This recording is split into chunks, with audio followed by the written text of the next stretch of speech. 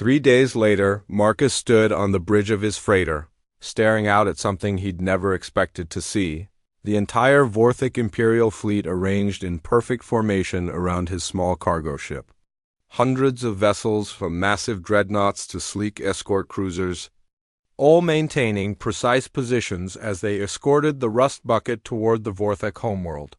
"I still can't believe this is happening," he muttered to himself. "Believe it." "Captain," Arya replied with what sounded suspiciously like amusement, "you've achieved something no human in recorded history has managed. You've impressed the Vorthic Emperor enough to earn a personal audience." Behind him, the door to the bridge opened and Zara entered, now dressed in formal imperial robes that somehow made her even more beautiful than before. The past 3 days had been a whirlwind of activity as they'd returned to Vorthak. Space with their prisoners and evidence of Prince Korith's treachery. "My father requests your presence in the main conference room," she said formally. "He's ready to discuss your reward." Marcus turned to face her, noting the serious expression on her face. "You know, when this all started, I was just trying to prevent a war and maybe save some lives. I never expected a reward."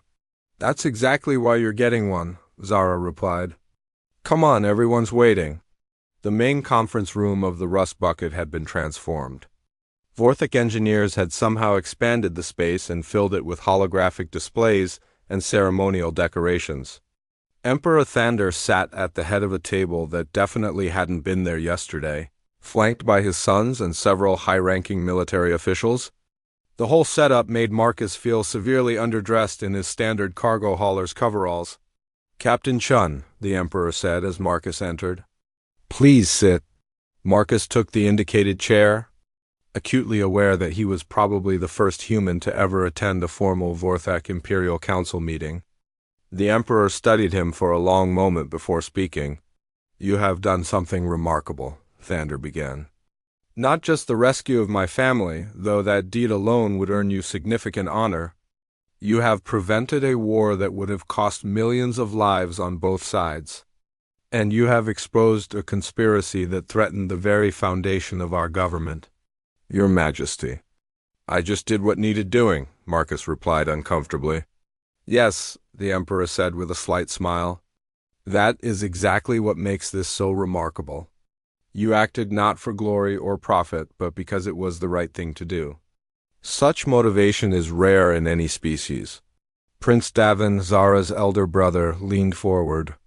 "Captain, my sister has told us about your methods during the rescue. The way you converted medical equipment into weapons, used unconventional tactics, refused to give up when facing impossible odds. It was most impressive. The Vorthic Confederation has decided to offer you a reward commensurate with your service." Emperor Thander continued. "We are prepared to grant you noble status within our empire. A fleet of ships for your own trading company, access to Vorthic technology, and monetary compensation that would make you wealthy beyond human imagination." Marcus sat back in his chair, overwhelmed. The offer was incredible, life-changing beyond anything he'd ever dreamed. He could revolutionize human shipping with Vorthic technology, become one of the wealthiest humans alive, live like a king among the stars. That's incredibly generous, Your Majesty," he said slowly. "But I have to ask, what would be expected of me in return?"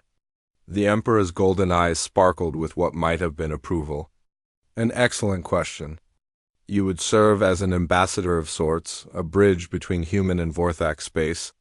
Your unique perspective and proven abilities would be invaluable in fostering better relations between our peoples." Marcus nodded, processing this information. It was a dream offer, everything he could have wanted and more. So why did he feel like something was missing? "Your Majesty," he said finally, "could I have some time to consider this offer?" "Of course," the Emperor replied. "Though I confess curiosity about your hesitation. Is there something about our proposal that concerns you?" Marcus looked around the table at the assembled Vorthak nobility. Then his eyes settled on Zara. She was watching him with an expression he couldn't quite read, though he thought he detected a hint of sadness. "It's not that I'm not grateful," he said carefully. It's just that I've spent my whole career being independent, having my own ship, making my own decisions, going where I want when I want. I'm not sure I'm ready to give that up, even for something this incredible. I understand, the Emperor said. The freedom to choose one's own path is precious indeed. Take all the time you need to decide. As the meeting broke up, Marcus found himself alone with Zara on the bridge of his ship. The Vorthak homeworld filled the view screen ahead of them, a beautiful blue-green sphere surrounded by orbital cities and defense platforms. You're going to turn down his offer, aren't you? Zara said quietly. I don't know, Marcus replied honestly. Part of me thinks I'd be crazy to refuse. But another part of me keeps thinking about Colony 7, still waiting for their medical supplies. And about all the other colonies out there that need someone to haul cargo and ask questions and maybe occasionally do something stupid and heroic. Zara was quiet for a moment, watching the stars wheel slowly past the view screen. You know, there's something my father didn't mention about his offer. What's that? If you accepted, you'd be expected to take a Vorthak wife eventually. Someone appropriate to your new noble status. Someone who could help you navigate imperial politics and maintain proper diplomatic relations. Marcus felt his heart skip a beat. And would that someone be someone I know? It would be someone who's been hoping you'd say yes to my father's offer, even though she understands why you probably won't. Marcus turned to look at Zara directly. In the starlight streaming through the view screen, her blue skin seemed to glow with an inner light, and her violet eyes held depths he could spend a lifetime exploring. Zara, he said softly, if I stayed, would it be for the right reasons? Or would I just be another noble trying to secure a political marriage? That depends, she replied. Why did you really come to rescue my family? Was it just to prevent a war? Or was there another reason? Marcus thought about the moment he'd first seen her in that escape pod, about the way she'd trusted him completely, about how she'd fought beside him with courage that put most soldiers to shame. He thought about the way she laughed at Arya's jokes and how she could navigate stellar charts as well as any pilot he'd known. He thought about how she made him want to be better than he was. There was another reason, he admitted. Then maybe, Zara said. Stepping closer, you should consider a counterproposal. What kind of counterproposal? Marry me anyway, she said with the same direct courage she'd shown facing down pirates. Not as a political arrangement, but because we choose to, and then keep doing exactly what you've been doing. Haul cargo between the colonies, help people who need helping. Be the bridge between human and Vorthak space on your own terms. Marcus stared at her. You give up being a princess? Give up the imperial court and all the luxury and power? I'd give up being just a princess, Zara corrected. But I'd become something better, the wife of the man who saved my family and prevented a war. The partner of someone who proves every day that one person really can make a difference in the galaxy. Your father would never approve. My father, came the Emperor's voice from the doorway, has been listening to this conversation and finds himself surprisingly moved by it. Marcus spun around to see Thander standing in the entrance to the bridge, smiling broadly. Your Majesty, I didn't mean for you to hear. Captain Chun, the Emperor interrupted. Do you love my daughter? Yes, sir, I do. And Zara, do you love this stubborn human who refuses reasonable offers of wealth and power? Yes, father, I do. Then I have a different proposal, Thander said, entering the bridge fully. Keep your ship. Keep your independence. Keep hauling cargo and helping colonies and doing whatever it is that drives you to risk your life for strangers. But take my daughter with you, with my blessing and the full backing of the Vorthak Confederation. Marcus felt like the deck had shifted under his feet. Sir, you've proven that humans and Vorthaks can work together effectively. You've shown that sometimes the best diplomacy happens not in government chambers, but in the spaces between the stars, when people help each other simply because it's right. I can think of no better ambassadors for our peoples than a human captain and Vorthak princes who chose love over politics. But what about the succession? Zara is your heir. Davin is perfectly capable of ruling after me, the Emperor said with a glance at his eldest son. And Zara will still be a princess, still represent the Confederation's interests. She'd just be doing it from the bridge of a cargo freighter instead of a palace throne room. Marcus looked back and forth between Zara and her father, hardly believing what he was hearing. "You're serious about this?" "Captain," Thander said formally, "I am offering you the hand of my daughter in marriage, a formal alliance between the Vorthak Confederation and your somewhat informal diplomatic mission, and a standing invitation to return to our space whenever you need assistance. In exchange, I ask only that you continue being exactly what you are, a good man who refuses to let bad things."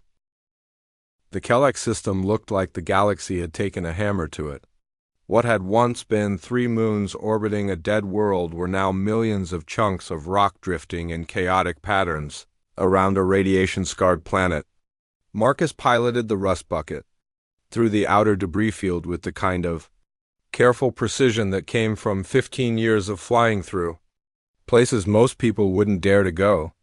"Radiation levels are climbing," Arya reported. "Hull shielding is holding, but we'll need to limit our time in the inner system." "How long do we have?"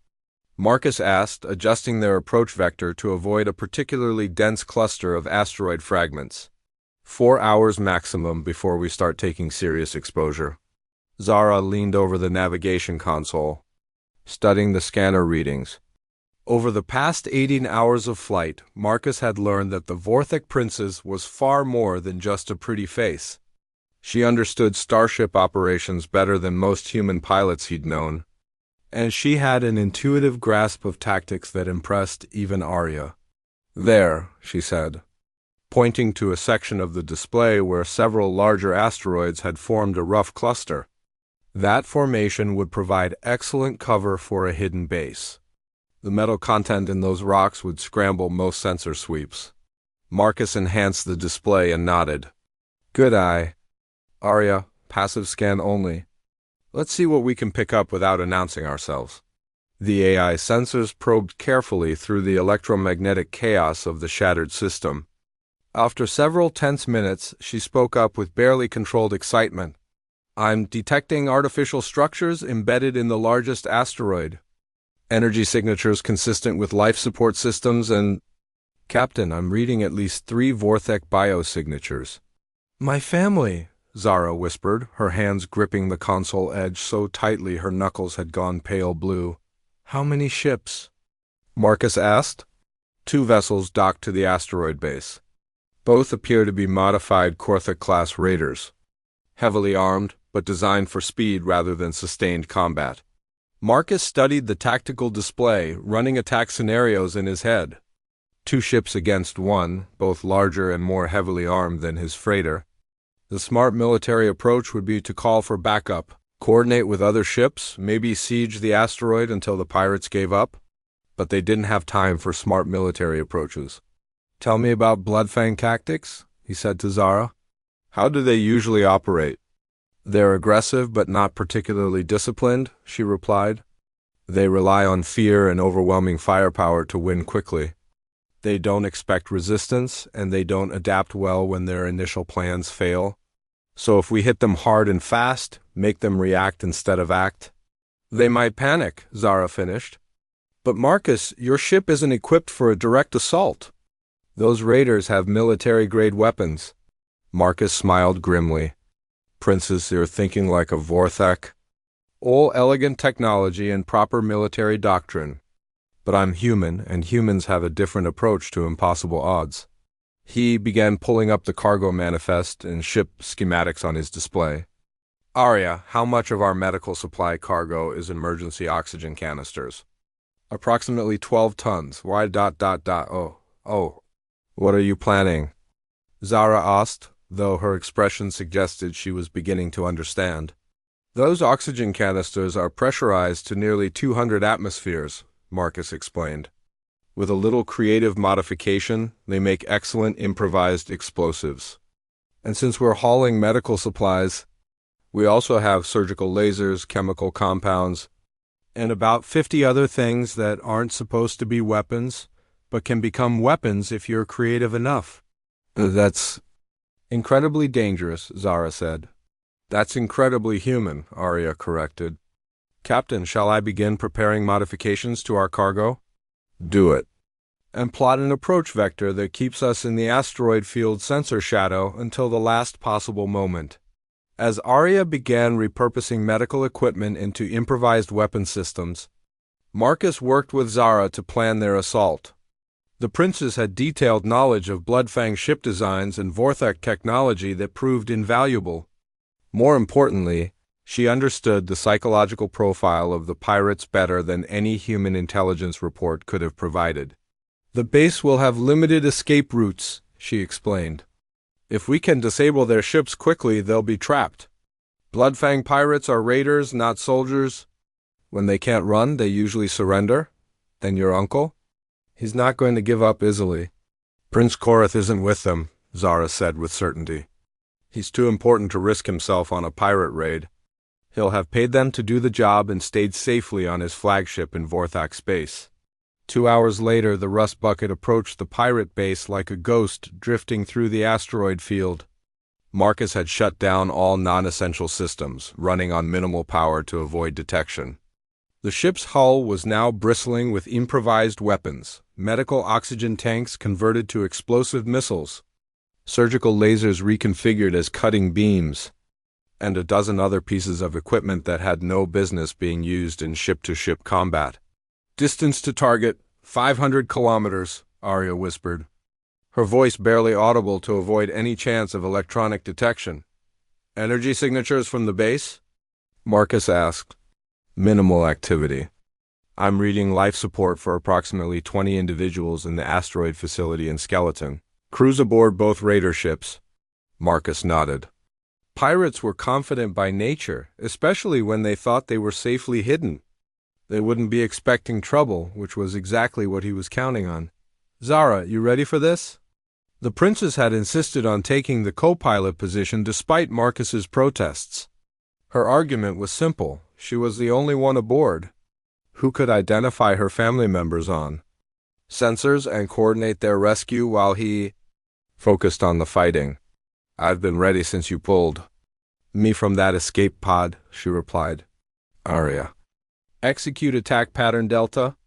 Let's show these pirates what humans do when someone threatens their friends. The rust bucket erupted from the asteroid field like an avenging spirit. Marcus had timed their approach perfectly, coming in from directly above the pirate base where their sensors had the worst coverage. By the time the raiders detected them, it was too late to mount an effective defense. The first improvised missile struck the lead raider ship before its pilot could even power up the main engines. What had been a medical oxygen canister became a devastating hull breach that vented the ship's atmosphere into space. The second raider managed to get its weapons online, but Marcus was already moving, using the asteroid field's gravitational chaos to alter his trajectory in ways that defied conventional physics. Incoming fire?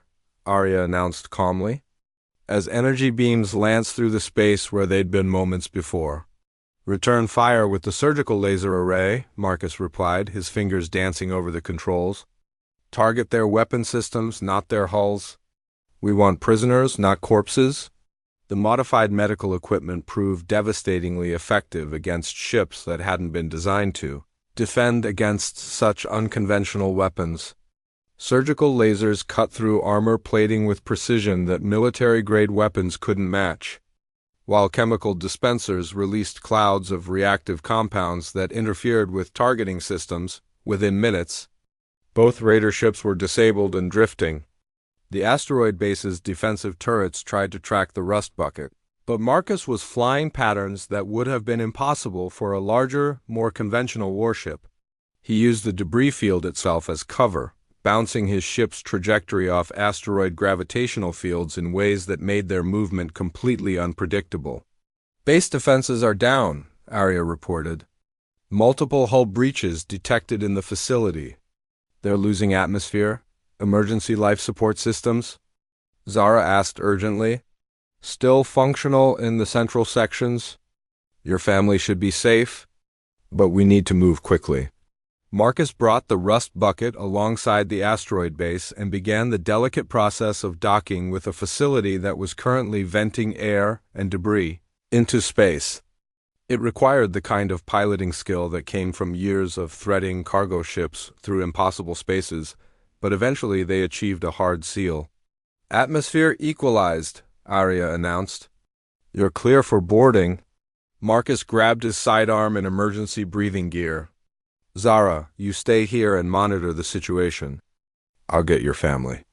"Absolutely not," the princess replied, checking the human-made weapon he'd given her.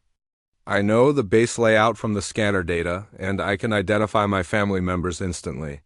We do this together." Before Marcus could protest, she was already heading for the airlock. He shook his head and followed, wondering when exactly he'd lost control of his own rescue mission. The interior of the pirate base was a maze of converted, mining tunnels and makeshift chambers. Emergency lighting cast eerie shadows on the rock walls, and the sound of distant atmospheric leaks echoed through the corridors. Marcus led the way, weapon ready, while Zara guided them through the complex using her mental map of the scanner data. They found the prisoners in a converted storage bay deep in the asteroid's core. Emperor Thander Veltar was immediately recognizable even in the dim emergency lighting. He was tall and regal, with the same silver-white hair as his daughter and eyes like molten gold. Two younger males, obviously Zara's brothers, sat beside him with the kind of calm. Captain Marcus Chun had seen plenty of strange things during his 15 years hauling cargo across the Outer Rim territories, but nothing quite like this. His freighter, the Rust Bucket, drifted silently through the debris field of what used to be a luxury transport vessel. The twisted metal fragments told a story of violence, of a coordinated attack by someone with serious firepower. "Scanners picking up a single life sign," announced Arya, his ship's artificial intelligence. Her voice carried that slightly concerned tone she used when something didn't add up. "Weak but stable. About 200 meters off our starboard bow." Marcus rubbed his stubbled chin and squinted at the readout. In his experience, survivors in space debris fields usually meant one of two things: either someone very lucky, or someone very important that someone else wanted dead. Either way, it meant trouble. "Life support?" he asked, already knowing the answer from Arya's tone. "Failing. Estimate 12 minutes before complete system shutdown." Marcus sighed and reached for his emergency suit. He wasn't the heroic type, never had been. He hauled medical supplies and food rations between colonies, kept his head down, and stayed out of other people's business.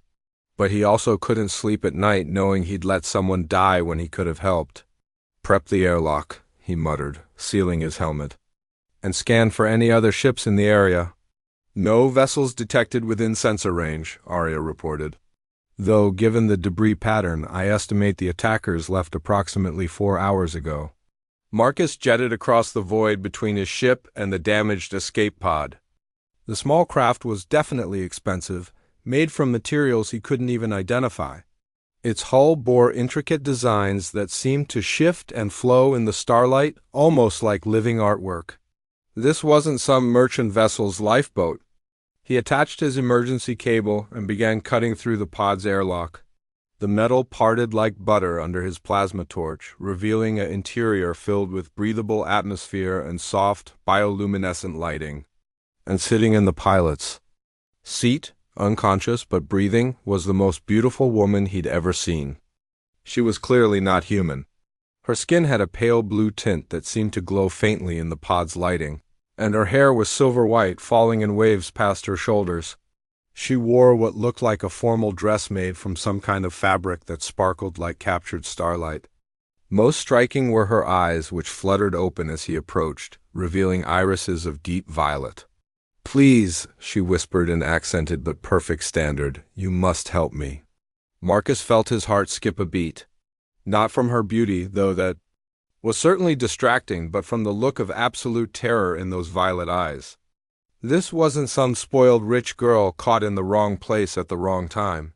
This was someone running for her life.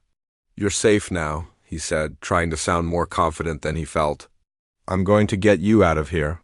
He helped her from the pod and back to his ship, noting how she moved with an odd grace despite her obvious exhaustion. Once aboard the Rust Bucket, he got her settled in his small medical bay while Arya ran a full sensor sweep. "What's your name?" Marcus asked as he checked her vital signs. Everything seemed normal, though he had no idea what normal was for her species. Zara, she replied, accepting a cup of water with shaking hands. I was traveling with my family when we were attacked. Marcus noticed the pause, the way she seemed to choose her words carefully. What happened to your family? Her violet eyes filled with tears. They were taken. The raiders, they destroyed our ship and captured everyone except me. I only escaped because my bodyguard sealed me in the emergency pod before. She couldn't finish the sentence. Who would want to attack your family? Marcus asked gently. Are you merchants? Diplomats? Zara was quiet for a long moment, staring into her water cup. When she looked up, there was something in her expression that made Marcus suddenly understand why she'd been so careful with her words. My father is the Emperor of the Vorthek Confederation, she said quietly. I am Princess Zara Veltar, heir to the throne of 12 worlds. Marcus felt the blood drain from his face. The Vorthek Confederation was one of the most powerful alien empires in known space, controlling trade routes that kept half the galaxy running. Their military was legendary, their technology decades ahead of human capabilities, and he'd just picked up their missing princes from a debris field. The raiders, he managed to say. Did you recognize them? Bloodfang pirates, Zara said, and Marcus cursed it under his breath. The Bloodfang Syndicate was notorious throughout the Outer Rim. They specialized in kidnapping high-value targets for ransom, and they had the firepower to take on military escorts. They'll be expecting my father to pay for my return, will he? Zara's expression grew sad. My father is a good emperor, but he is also practical. He will not negotiate with pirates, even for me. He believes it would encourage more attacks on our people. Marcus sat back in his chair, processing this information. So he had a princess. Aboard his ship, her family was captured by the most dangerous pirates in the sector, and her father wouldn't pay ransom. This was exactly the kind of situation he'd spent 15 years trying to avoid. There's something else, Zara continued. The Bloodfang pirates, they don't usually attack Vorthak ships. We have treaties, arrangements. Someone paid them to do this. Any idea who? My uncle, Prince Korath? He's been pushing for war with the human colonies for years. With my father and brothers gone, and me presumed dead, he would be next in line for the throne. Zara's hands clenched into fists. He's probably already declaring himself regent, claiming he needs to prepare for war to avenge our family. Marcus felt a chill run down his spine. War between the Vorthek Confederation and human space would be devastating. The aliens had superior technology, but humans had numbers and a stubborn refusal to give up. It would be a bloodbath that could last for generations. So what do you want to do? He asked. I need to get home, Zara said firmly. I need to expose my uncle's treachery and stop this war before it starts. But first, I have to rescue my family. Marcus laughed, though there was no humor in it. Princess, with all due respect, I'm a cargo hauler with an aging freighter and a smart-mouthed. I'm not exactly equipped for a rescue mission against the Bloodfang Syndicate. But you're human, Zara said, leaning forward with sudden intensity. Don't you understand? That's exactly why this might work. I'm not following. The Bloodfang pirates use Vorthek technology, Vorthek tactics. They'll be expecting my father to send Vorthak ships with Vorthak crews following Vorthek military doctrine. They won't be expecting a human to come after them. Marcus shook his head. Even if that's true, I wouldn't know where to start looking for them. I do, Zara said quietly. When they were taking my family, I heard them mention a rendezvous point. The Shattered Moons of Kelex. It's an old mining system, mostly abandoned. Perfect place to hide prisoners until the ransom demands are made. Those are dangerous waters, Princess. The whole system is unstable, full of asteroid fields and radiation storms, which is exactly why they chose it. But your ship is small, maneuverable. If we're careful, we could slip in undetected.